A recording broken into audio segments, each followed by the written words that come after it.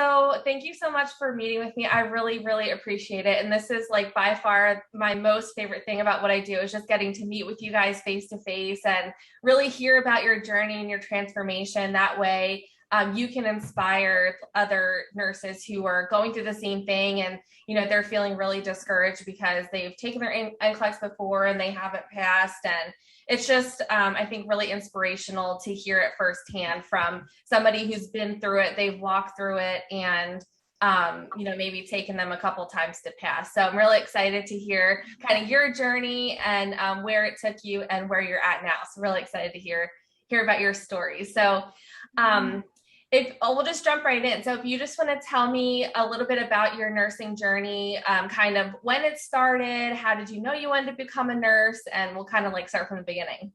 Yeah, so I was probably a little bit out of high school going into college.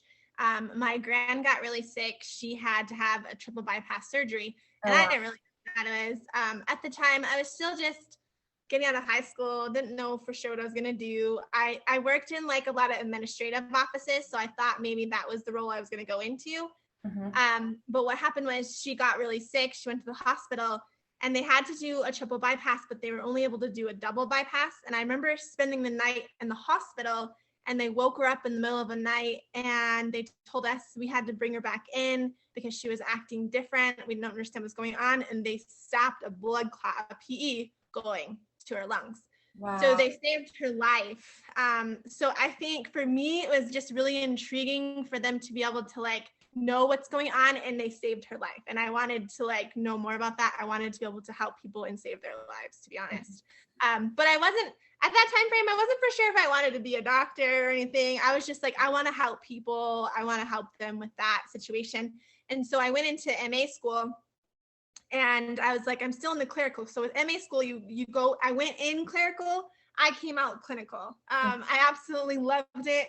I love the injection. I love the interaction with the people. I'm a very people person. So I just love to get to know other people's stories, to be honest. Yeah. So I was like, okay, let's find this out. I was like, I really loved to help people, but I also love the blood, to be honest. I liked to do the withdrawals and all that other thing. So that's what I went into. So I've been in the medical system for 14 years.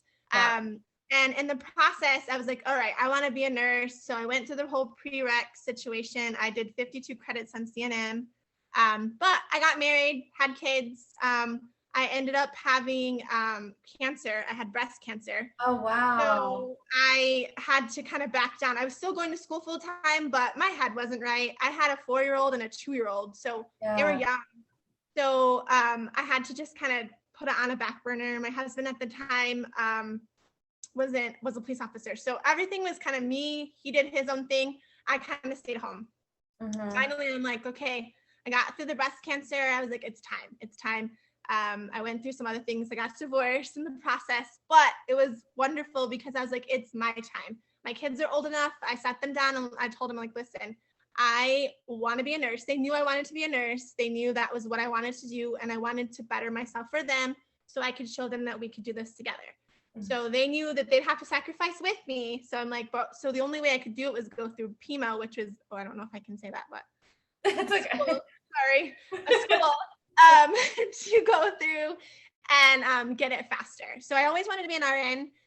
But the role, I just couldn't do that because I had to work full time, and you can't do both. You can't work full time and be in school full time. Oh yeah. Program was the only one that I could do half program a day and then go to work full time. So it was a year long. It was accelerated and it was absolutely crazy, but it was 100% worth it. I will say that it was a lot on my side. You had to learn a lot on your own, especially going through the pandemic. But I thought since I had that medical background that, I would be okay, So, but that is really what I went into it for, because I just want to help people. And with having that knowledge and knowing that you can help, it just changes, people's perspective. And then also, like, when you walk into a room, these people trust you. And so you have to show them that trust. And at the same time, you have to build that relationship with them. So I feel that that's important. So they know that, you're here to help them no matter what, to get better. So that's. Oh my gosh, Krystal, you said such amazing things. I don't even know where to start.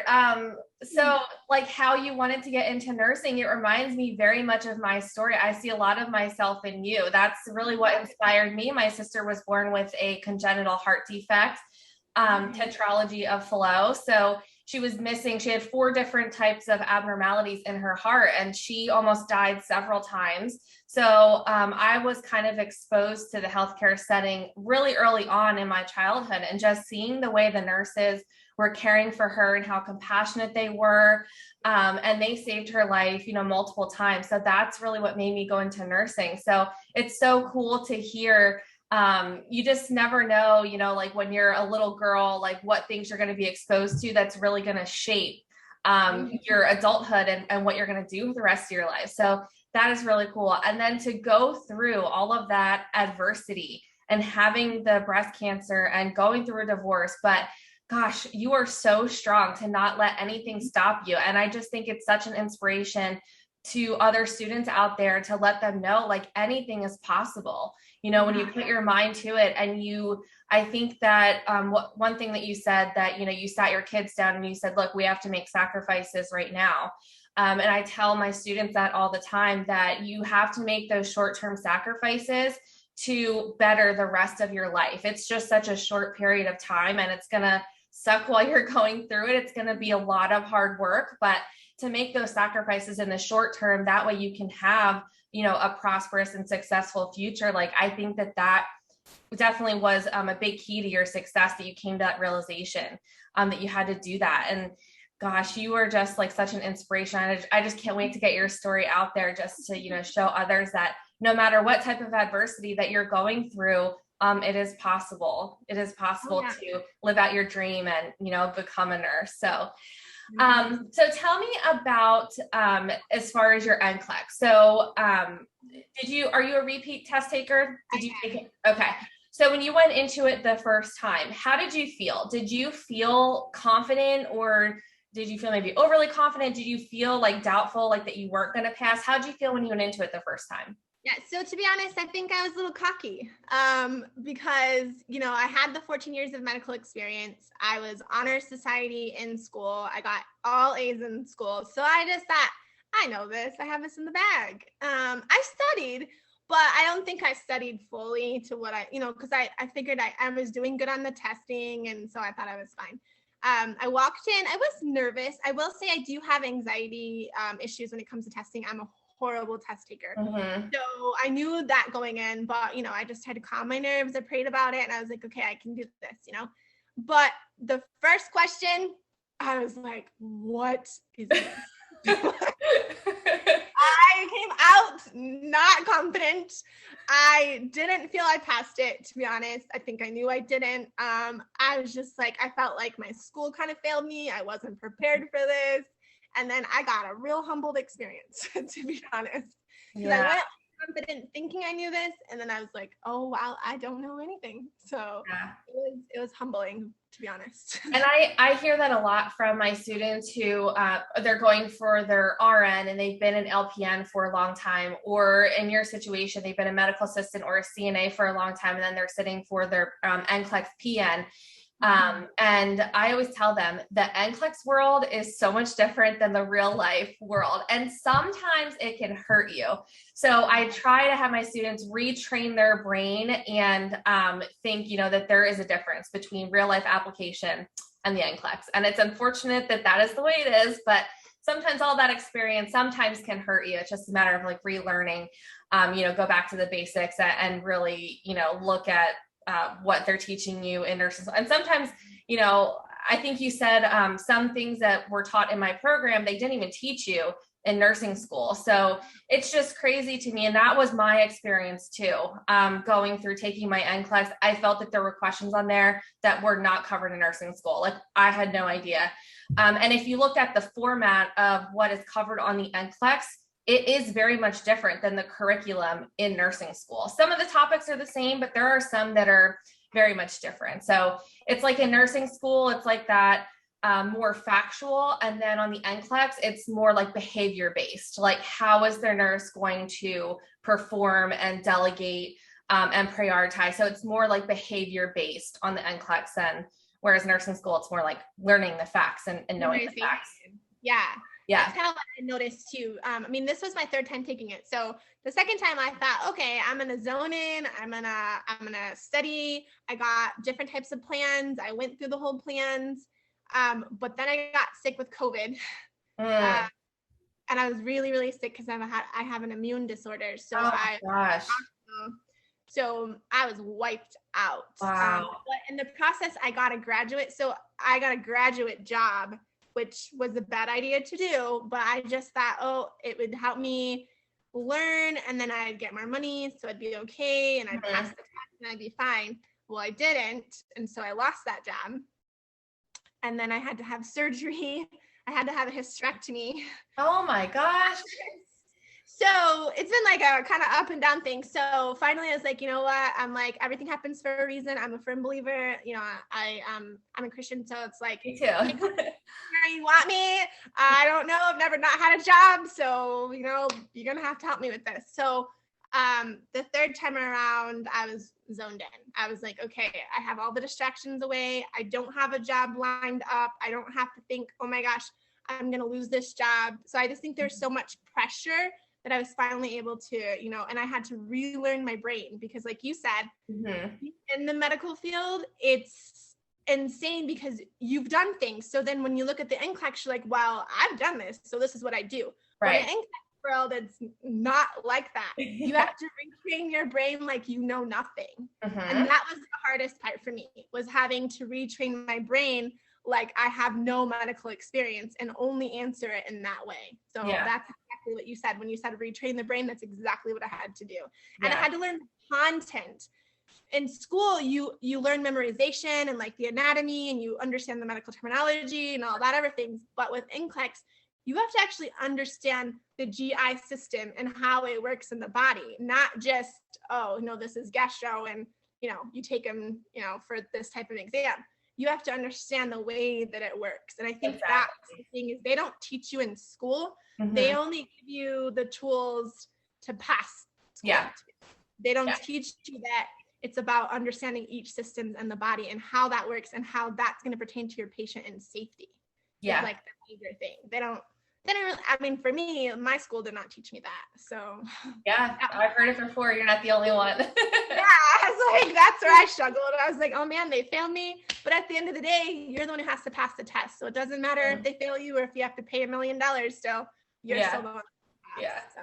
Gosh, you were the definition of perseverance. I'm telling you. So you're a third-time test taker. So tell me about your general experience with other review programs, or did you just try to study on your own in between the first and second time? You don't have to give specific names of different reviews if you've tried other reviews. Just what was your kind of methodology? What did you do in between? So there was a lot of videos that I watched. I did a lot of mnemonics because I struggled with pharmacology because I only knew the basics of pharm. I didn't understand all the other things and how many different side effects and all the diets, and there's just all those things that we weren't quite taught. So the videos is something that helped me, but I feel like I did do a few programs and I paid a lot of money for a couple different programs. But the problem was everything was just so all over the place. There wasn't quite structure to where it's like, okay, I'm taking this, content today and then an exam, and then I can study on that content. Everything was just, you have a library of a bunch of things, you had questions, but there was no really like direction. And I needed like a study guide, to be honest, to like understand where I needed to go. And there wasn't really anything like that. And that's the way I work, because I do better with homework than I would anything else. Homework was like my thing. I mean, tests horrible, but homework I can understand. So I needed something to like put my mind to, because I was a visual person, because I'm a hands-on learner. And when you can't hands-on learn something, the other thing is a visual. So I had something visual to where I could write things down. Yeah, so exactly. I lacked. I didn't find anything like that anywhere. So yeah, that's exactly how my brain works too. Like I function so much better and I retain so much more if I have an organized structure. And like, if I'm taking notes, like I tell students all the time, like if you're going to take notes, which I highly, highly encourage to take notes, keep your notes organized, because if they're disorganized all over the place, it's going to throw you off and it's going to affect your retention. So I always say it's just like there's a lot of studies like your home environment. If you live in like a disorganized or unclean like home environment, it affects your mood, it affects your productivity, it affects a lot of different things. So the same thing applies when you're studying. You want to, find a program that is super organized. And like I said, if you're taking your own notes, make sure that you do it, so it's really organized. And if you have trouble reading your own handwriting, I always suggest that people type up their notes too. Like that's always, a good option too. Some people have terrible handwriting, but my brain works that exact same way. I need that organized kind of structure. So you went into it the third time. So you touched on it a little bit, but tell me, what did you do differently the third time that you feel like helped you pass? So I did your program. I mean, to be honest, and that helped. I mean, it wasn't the only thing I did. I'm not going to say that I didn't do something else, but your program really helped as far as there's some things I didn't understand. And I liked your mnemonics. So it helped me understand, because that's the way I do things. I really like to understand metaphors and like, like it is. So some things that were on your program, I was never taught. So I used and I remembered and retained it. Yeah. What I did is I overly studied in the other times. So this time I didn't overly study. I gave myself a full month to, really study, but I only did 50 questions in the morning. And then I went and did something. I came back and listened to a content, the 45-minute content, whatever it is. And I went and did something. And then I came back and did 50 more questions. So, but I didn't study no maximum more than 4 hours a day. I did not make any more than that. And then I only studied 5 days a week. I gave myself the grace period of having a couple days off. I have kids, so it was perfect, because when they're at school, I was able to study and zone in. And then when I pick them up, I can do everything else. So I did mostly stuff during the day. I did nothing at nighttime because my brain don't work that way. Yeah. My brain is just going to sleep, to be honest, and then trying to help my kids with their school and all their craziness. So it just wouldn't work. Yeah. So I just, the days that I was be able to zone in, and that's what I did. And in between, I always went for walks every day. I went and got sun. I live in Mexico, so we got sun.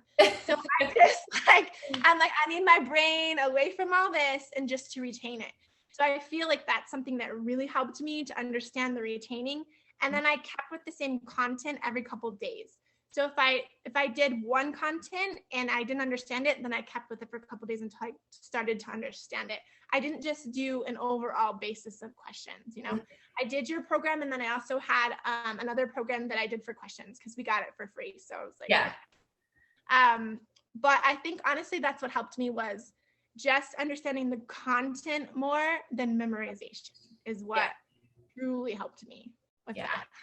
Yeah, that's awesome. And, and I tell students too that my program is an all-inclusive program, but there's absolutely nothing wrong with taking another supportive program if you feel like that's what you need. And that's why there's so many different resources and programs out there, because certain programs are going to work better for other people. So while, my program has the content and the PDFs and the questions, like I said, there's absolutely nothing wrong with getting another support elsewhere and using it in conjunction. There's absolutely nothing wrong with that. But yeah, as far as the study, you did so many things right. Studying when it fits into your schedule. I tell my students, like, there is such a thing as overstudying. And if you are like forcing yourself to study and it's becoming like so stressful, like you have 10 other things going on in your life and you're trying to like sit down and focus on studying, it's not going to happen because you're going to be distracted. You're going to be thinking about other things going on. So I tell my students, try to shoot for a minimum of an hour a day. As far as a maximum, everyone's schedule is different. It depends on your lifestyle. It depends on how busy you are, how chaotic your life is, but you always want to try to shoot for a minimum of an hour a day. But as far as a maximum, it's going to be different for everyone. You don't want to, studying shouldn't be like a stressful thing because it's going to give you anxiety. And what does anxiety do? Anxiety blocks out you from retaining information. You get nothing. You won't get anything. Exactly. So you want to try to make it like as calming of an environment as you can. So studying, when it fits into your lifestyle and that's convenient. And that vitamin D, like going on walks, that vitamin D definitely helps improve memory. It helps improve mood. So yeah, you did so many things right. So many things right. And so obviously, like, I know you were excited, but how did you feel when you passed? Like after you sat down that third time, like, did you feel confident after the test shut off, or like, how did you feel then once you found out that you had passed? So, like what I did is I went in, I prayed before I went in. I was confident. Like what I will say is my mindset is what changed. So, I went in confident. I knew my content. I prayed as far as, okay, Lord, get rid of this anxiety that I have, because I know I have this test anxiety. And then when I was taking the test, the first one I knew, and I'm not saying that it wasn't harder, because it was just as hard as the first 2 times I took it. There were still some questions like, oh, what the world? But when I got stuck, I'm faith-based. So I literally had a scripture that I can do all things through Christ who strengthens me. Mm-hmm. And I was like, okay, Lord, you're going to have to help me with this question, because I ain't got a clue. Like, my brain. So, and then I just went in with the best answer that I knew. But I did take a break. My other times I didn't take a break because I thought my brain wouldn't work. I took a break. I went in, we went to the bathroom. I prayed about it, and I was like, okay, Lord, I'm doing okay. Like, there's some things I have no clue, but I'm still okay. I'm still in it. I went back, and I just started the process. I only had 113 questions, and it shut off on me. Mm-hmm. And I was like a little nervous because my other 2 times I had the maximum both times. So I was like, okay. I was confident enough though. I was like, I'm going to pass this test, and that's it. Like every day I would say, thank you for letting me be a nurse.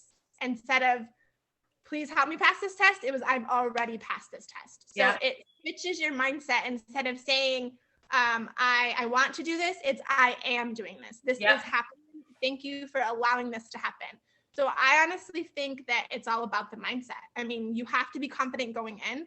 You're not going to know everything, but your knowledge, you put in the work, you studied, so you got this. And that's just kind of my mentality this time was, I'm going to do this. I'm not taking this test again. This is it for me. That's what it was too. Yeah. And I made videos of myself. I'm not a poster. I don't do stuff like that, but I made it for myself so that I can see my confidence between the last times and from this time. And it's quite amazing the difference when you switch your mindset. That is so awesome. And I talk about positive affirmations and having that motivational mindset, like in my course. And it is just, I'm telling you, it is the key. It is the key to combating that test anxiety and giving you the confidence that you need, because confidence it's 90% of it, going in and feeling confident. The other 10% is applying, what you learn. So that is so awesome to hear. I'm so happy for you. And thanks for telling us how many questions that it shut off at 113, because a lot of people get discouraged. I think, oh, if it doesn't shut off at 75, then I know that I failed. And that's not true. I've had I was opposite. I was like, give me 145. I'll take like the game if you're giving me 145, So yeah, I'm the same way. It is because we're taught, 75 questions. If we don't get those questions, then we failed. And then my other 2 ones, the first time when I didn't pass 3 areas, but the second time I only just didn't pass 1 area. So, nice. And so it shows you that you improved, I think that's the thing is people think that they only need to take this once, and if they don't, it's discouraging, which it is. It's definitely discouraging, but it's the gumption to be like, okay, I went through this. I know this is what I want to do. I know this is my calling. So let's do this. Let's put in the work. And that's what it's about. Yeah. Oh, such an amazing story.